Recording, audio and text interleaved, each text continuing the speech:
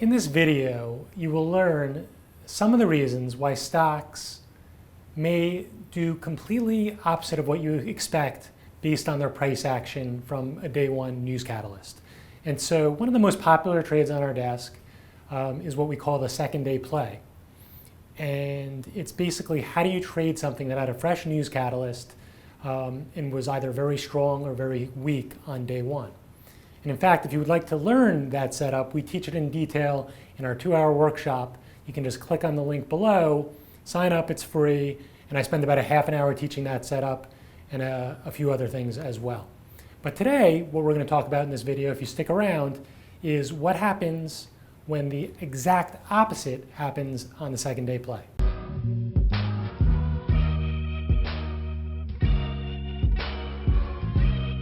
My name is Steve Spencer. I have been a short-term trader for over 20 years. I'm a partner at a prop desk in New York City, SMB Capital, where we teach new and developing traders how to trade stocks, futures, and options. One of the core strategies that we teach on our prop desk is identifying the most in-play names.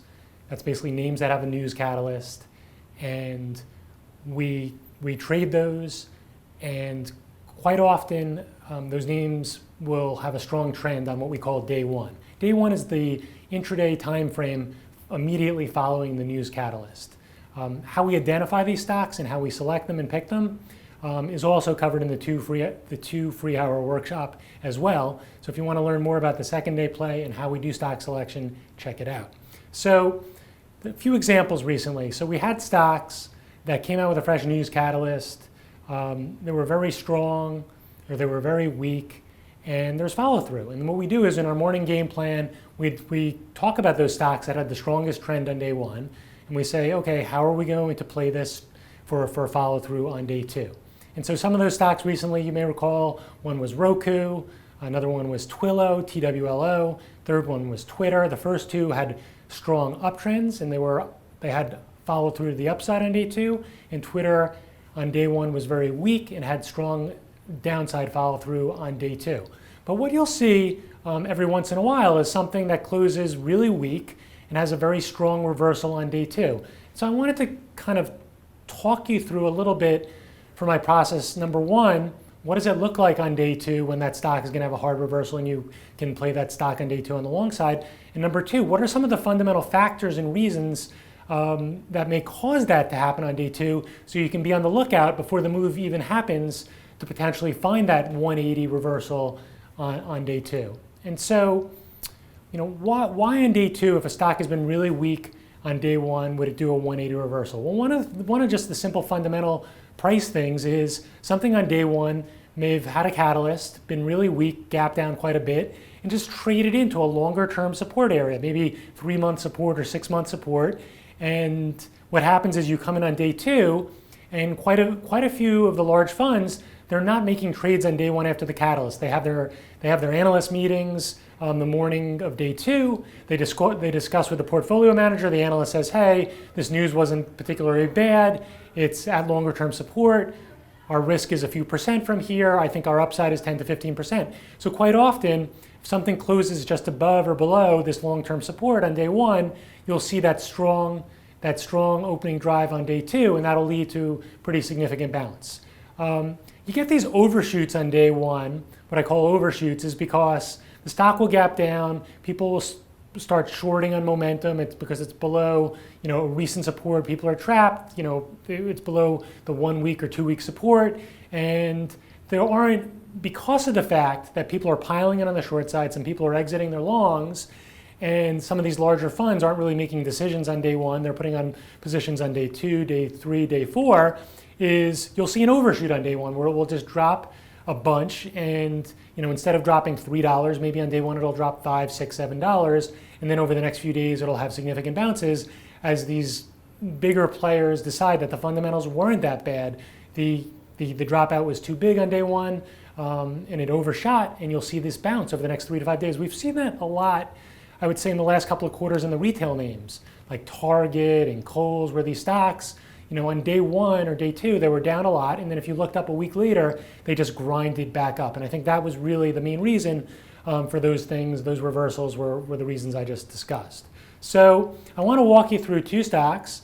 One is something that actually gapped down recently, came into long-term support, and closed at the low, right around the low, and had a 180 on day two. And then, as a bonus, when you watch this video, we're going to talk about a stock that actually just had day one and hasn't had day two yet.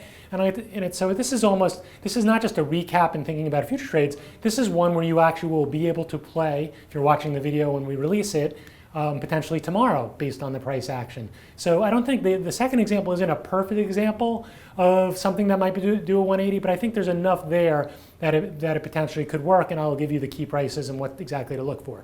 So the first one we're going to look at is DY.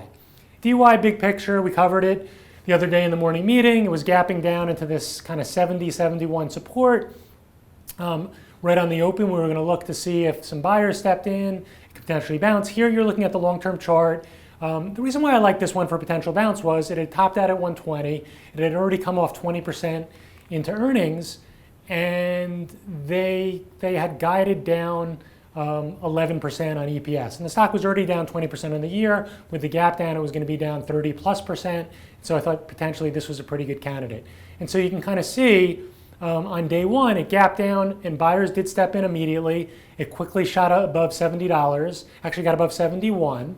And we had for support 70 to 71, and we want to see it quickly on the open get back above support, and then we want to see it start to hold. You can see I circled two little red circles right there. After it shot up right on the open to 72 and came into 70, it popped back up to 71 and failed, popped back up to 71 and failed, and then trended down the rest of the day and kind of closed near the morning low, but not below the morning low. And so coming into day two, we had it as a second day play. You can see the notes. Where we now had resistance was 71 and 72. Instead of 71 being support, it now becomes resistance because it's opening below that, and we have kind of a couple of levels below $70 where we had seen some buying on day one. And so on day two, if it took out that support area from day one, great second day follow through, more downside. But because the stock was already down 30+% from the year, they had only guided down 10%.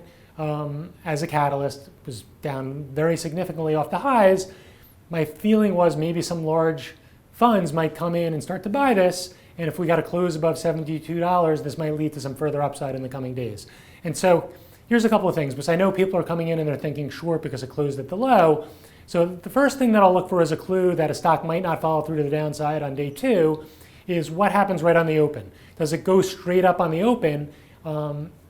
And then the next thing I want to look for is if it goes straight up on the open, is it consolidating above the first 15-minute high? And in this case, it was. And then is the next move down or up? In this case, volume came in on the open and went up, consolidated. Very well could have consolidated and then broke to the downside, taken out the morning low, and we could have had a good second day play. Instead, we had quite the opposite, which was the second move was to the upside, shot up above $72 a share. And at that point, what I'm thinking to myself is the larger players are actually buying this stock today. Maybe it'll go to 73, maybe it'll go to 74, maybe it'll even go to 75. And so after that second up leg, what I want to do is look at what the pullback low is and see if it supports that over the next couple hours. And if it does, if it closes at the high, I've got a swing trade, nice reversal. So that was the day two play here. I want to actually give you an example from today. So the second stock that we're going to talk about is Macy's. And so Macy's actually coming into the catalyst was quite the opposite. It had actually run up over 50%, over 60% coming into the earnings release. You can see at the beginning of the year was down in the mid-20s. Last quarter gapped above 30 on good news and actually ran up quite a bit over the next couple of weeks all the way to $40 a share. And then for the past quarter, basically the last few months, was consolidating above $36 a share.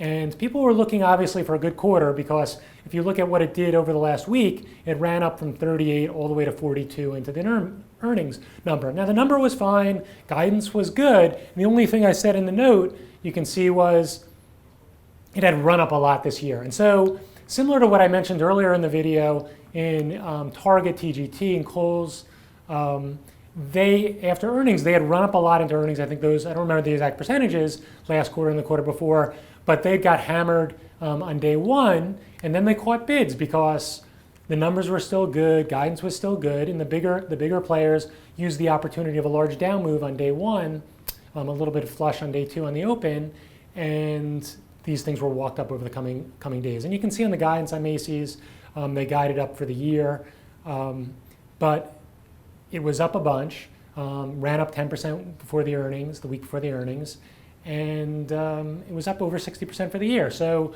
when it got below the 38 support on the open, it had another down leg to 36. It tried to bounce to 37. It was up there for a little bit. Then eventually failed there at 37, took out the morning low, and closed down around 35 and change or so. And so the question for us is, on day two, can we get a 180? We absolutely can. The way it closed, it looks like it could actually gap down a little bit tomorrow, maybe below 35. But that's fine. And so what I want to do is I want to walk you through kind of the bigger picture chart from the last few months, and then we will take a look at kind of what it needs to do for this to be a good long play on day two. So you can see I highlighted two spots. I highlighted an area from a few months ago where it flushed below 35. It actually acted as support around 34.5 to 35. If tomorrow morning I come in and it's gapping below $35, I'm going to watch, or I'm going to buy into that mid 34, 34.5. And then what I'd like to see is it very quickly reverse and get above 35.5. And I'll know that the trade is a bigger picture long on day two if it gets above 36 and holds above 36 at some point tomorrow after the open. So that's one scenario. The other scenario is we come in tomorrow, it gaps above where it closed today, somewhere between 35.5 and 36, and right on the open, it just straight up gets above $36 a share, and then I'll look for upside for 37 to 38 dollars. I also think from a bigger picture perspective, over the next week, if it puts in a bottom similar to what Twitter did after earnings, it had a second day follow through to the downside, but then based, and then they started to walk it over the next week. So there's two potential scenarios. There's the 180 on day two, which I would say it's probably not as likely scenario as DY, but it's definitely, I'd give it probably a 35 to 40% chance of happening. So it's a decent chance. And those are the two ways that potentially could play out. And so you're ready. So for our recap for this setup, which is kind of the opposite on the second day play, when it doesn't follow through, it reverses. Sometimes stocks will just completely reverse on day two.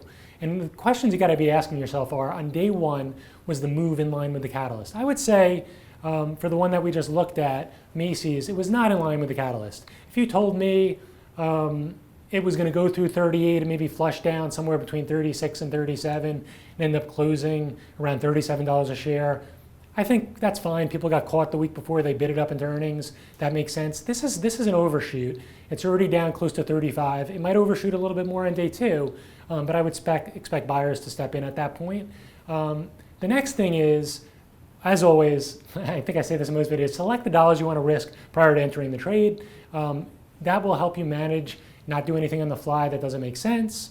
And then finally, understand when the trade is working. So we talked about on day two in Macy's, if this stock gets above $36 a share and is holding, the trade is working. Then we look for the bigger move, back up to 37, 37 and a quarter, which was resistance when it tried to bounce on day one.